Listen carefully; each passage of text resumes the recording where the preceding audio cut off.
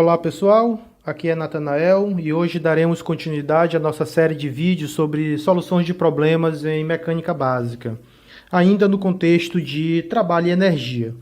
Esses vídeos fazem parte do curso de Física 1 do Instituto de Física da Universidade Federal do Rio de Janeiro e servem de material complementar para que os alunos entendam melhor o conteúdo. No vídeo de hoje, nós discutiremos um problema do livro do Moisés Nussensweig, capítulo 7, questão número 18. A questão diz mais ou menos assim: uma bolinha amarrada a um fio de comprimento L igual a 1 metro gira num plano vertical, tal como mostrado aqui nessa figura. Qual deve ser a velocidade da bolinha no ponto mais baixo B para que ela descreva um círculo completo? Item B. A velocidade satisfazendo essa condição, verifica-se que a tensão do fio, quando a bolinha passa por B, difere de 4,41 newtons da tensão quando ela passa pela posição horizontal A. Qual é a massa da bolinha? Então, são dois pontos, A e B, que basicamente querem saber qual é a velocidade da bolinha mínima para que ela dê uma volta completa e qual é a massa da bolinha, tá bom? Tudo bem, então vamos começar aqui a resolver o item A, sobre a velocidade mínima que a bolinha tem que ter no ponto B para que dê uma volta completa. Para isso, eu vou fazer o seguinte: eu vou chamar esse ponto mais alto de ponto C, tá bom? Para poder diferir dos outros dois pontos. E também, pensando nesse sentido, eu vou tentar escrever aqui quais são as forças que atuam no meu sistema, nos diferentes momentos. Porque eu preciso conhecer essas forças para que eu conheça qual é a minha força centrípeta, tá bom? Então, por exemplo, aqui nesse momento aqui, nesse ponto B, eu sei que a minha bolinha vai ter uma velocidade VB, que eu não conheço, qual é o valor, mas eu sei que atuando nela, eu tenho aqui o peso, certo? E tenho aqui uma tensão que eu vou chamar de TB, que eu não conheço, eu não sei quem é esse TB, mas eu sei que está atuando nela essa tensão no fio. Se eu olhar para o ponto C, também no ponto C eu tenho uma velocidade aqui que eu não conheço, que é VC, e eu tenho, atuando na bolinha, eu tenho tanto o peso, como eu tenho aqui uma tensão que eu vou chamar de TC, que eu não conheço também, tá certo? Então, usando os conhecimentos que a gente aprendeu lá em leis de Newton, a gente pode começar a escrever as equações que regem o movimento, tá certo? Então, aqui é um problema que a gente vai ter que usar tanto leis de Newton como conservação de energia. Então, vamos lá. Então, no ponto mais baixo, que é o ponto B, o que que eu tenho? Eu tenho que este TB menos o peso, isso daqui é a minha força resultante centrípeta. Em outras palavras, a gente conhece que resultante centrípeta é mv ao quadrado, no caso aqui é vb ao quadrado, sobre o raio do movimento, que é L. Tá certo? E aí você pode repetir a mesma análise aqui no ponto C. No ponto C, você tem, como as duas forças estão apontando em direção ao centro, então você vai ter aqui TC mais peso. Isso daqui é a própria resultante centrípeta. Mas aqui, neste caso, como ele tem uma velocidade diferente da do B, essa resultante centrípeta é mvc ao quadrado sobre L, né? Onde L é o raio do movimento. Feito isso, você pode analisar essas suas duas equações e tentar resolver o seu problema. Mas aí você se depara com a seguinte dificuldade, né? Você tem um problema com duas equações, mais 4 incógnitas, né? Você tem VB e VC, que você não conhece, e você tem as duas tensões, TC e TB, que você não conhece. Você até pode eliminar uma dessas incógnitas, né? Como você quer a velocidade mínima para que ele dê uma volta, então neste ponto C, que é o ponto mais alto, no mínimo a tensão tem que ir a zero, tá certo? Para que ele consiga dar a volta completa. Então você até pode chegar aqui e já botar esse TC igual a zero. Mas mesmo assim você continua com um problema que tem duas equações e 3 incógnitas. Você precisa de mais uma incógnita para resolver o seu problema. Ou precisa de mais uma equação para resolver esse seu problema. E aí você consegue essa outra equação usando conservação de energia, certo? Você pode, neste problema, definir o zero de energia como sendo aqui esse ponto mais baixo, o zero de energia potencial, tá certo? Então aqui é y igual a zero, de modo que esta altura aqui, ela é esse 2L, certo? Essa é a altura 2L. Então você pode olhar energia no início, energia no final e conseguir, como isso aqui é um sistema conservativo, né, só envolve forças conservativas, então energia no início é igual a energia no final, você consegue fazer uma relação entre essa velocidade em B e a velocidade em C, certo? Então vamos lá. Então energia no início, ou seja, energia no ponto mais baixo, é mVb ao quadrado sobre 2. Enquanto a energia no ponto mais alto, né, que é a energia no final, ela é tanto energia cinética como energia potencial. Então ela é mvc ao quadrado sobre 2 mais mgh, onde esse h nada mais é do que 2L. Então eu vou reescrever isso aqui. Então isso aqui é mvc ao quadrado sobre 2 mais 2 vezes mgl. Ora, como esse sistema é conservativo, você iguala a energia no início à energia no final, de modo que você tem a seguinte equação, que eu vou botar aqui um tracinho para poder separar.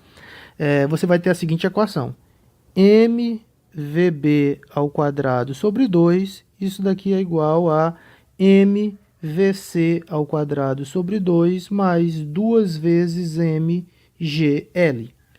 Ora, mas quem é mvc ao quadrado?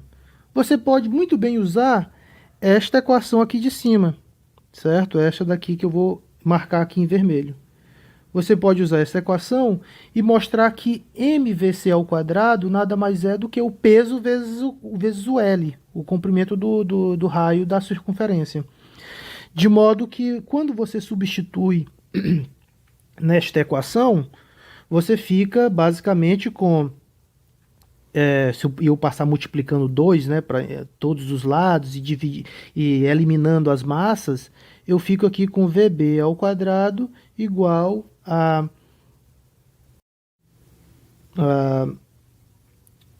GL mais 4GL.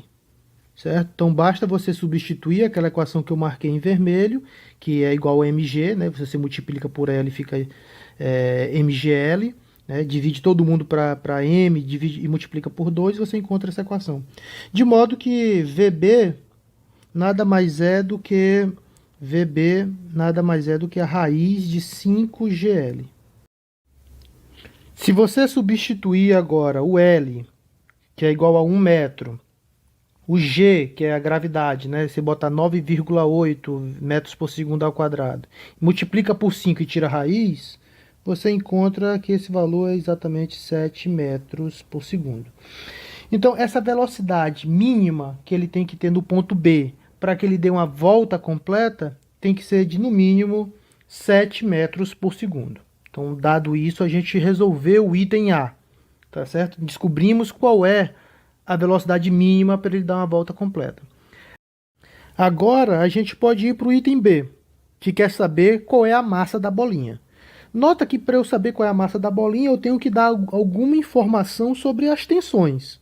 E ele me dá essa informação. Ele me diz que entre o ponto B e o ponto A, né, se você pega as tensões, o módulo das tensões no ponto B e no ponto A, elas diferem por 4,41 newtons. Então essa informação deve ser, para mim, deve ser no mínimo relevante para que eu consiga responder o problema, tá bom? Então eu vou apagar isso tudo e vou reescrever as equações que eu preciso. Então vamos lá, né? Item B agora. Para isso eu vou reproduzir a mesma conta que eu fiz antes em relação à lei de Newton. Então eu tenho que botar aqui no ponto B o peso, tenho que botar aqui a tensão do fio, né, TB, e isso daqui me leva àquela equação que eu já conhecia, né, de antes, que aqui no ponto B eu tenho TB menos o peso, isso daqui é igual a mVb ao quadrado sobre L, né, porque isso aqui é a própria centrípeta. E agora eu tenho que fazer a análise do ponto A. certo? E aí no ponto A, quando você analisa, você vê que se a sua bolinha tivesse aqui neste ponto A, né, ela teria aqui uma velocidade VA, né? Ela teria aqui uma velocidade VA. Aqui no B ela tem também uma velocidade, né, que é VB. E a diferença aqui nesse ponto A é o peso não está contribuindo para essa força centrípeta, né? Porque somente a tensão em A é que de fato aponta para o centro do teu movimento circular. De modo que neste caso aqui do ponto A, somente essa tensão, né, TA, é que é igual a resultante centrípeta, que é VA, mVA ao quadrado sobre L. Tá bom?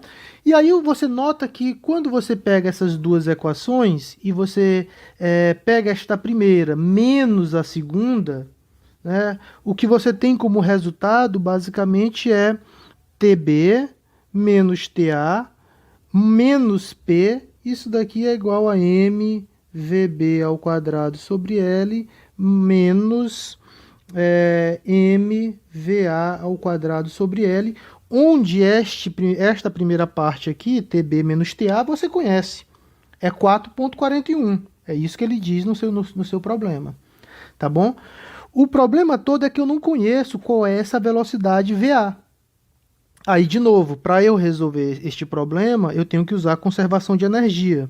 Então, novamente aqui eu venho, digo que o zero de energia está aqui no ponto mais baixo, de modo que a diferença de altura entre esse ponto B e esse ponto A, essa diferença de altura aqui é igual a L, tá bom? Que é o próprio raio do meu movimento circular. Então, o que acontece? Quando eu faço isso, eu posso novamente usar conservação de energia entre B e A. Tá certo? Então, qual é a energia no início do meu movimento, lá quando eu estou em B? É apenas energia cinética, mVb ao quadrado sobre 2, né? Porque o zero ele está exatamente em cima do zero da energia potencial. E qual é a energia no final, lá no ponto A? É mVa ao quadrado sobre 2, né, que é a parte cinética, mais mgl, né, porque ele tem agora uma energia potencial gravitacional. Quando eu igualo esses dois pontos, né, eu encontro, né, se você igualar energia no início igual a energia no final, você encontra que este VA, ele nada mais é o quadrado desse VA, na verdade, ele nada mais é do que VB ao quadrado menos 2 vezes GL, tá certo? Basicamente isso daí, GL, exatamente.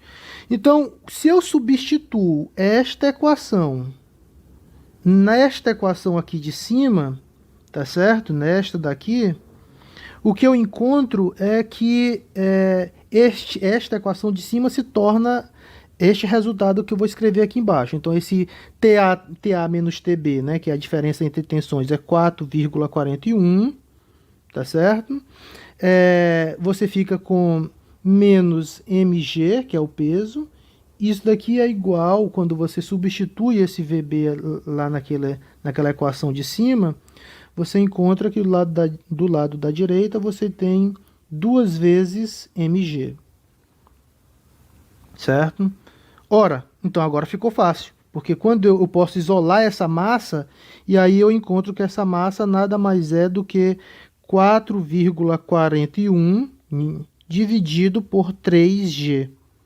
Se eu substituo g igual a 9,8 metros por segundo ao quadrado, eu encontro que essa massa é igual a 0,15 quilogramas, tá certo? Ou 150 gramas, se você preferir assim. Então, com isso, a gente responde o problema. E note que é um problema interessante no sentido de que você mistura os conhecimentos, tá bom? Tanto de leis de Newton como conservação de energia. Espero que todo mundo tenha entendido e até o próximo vídeo.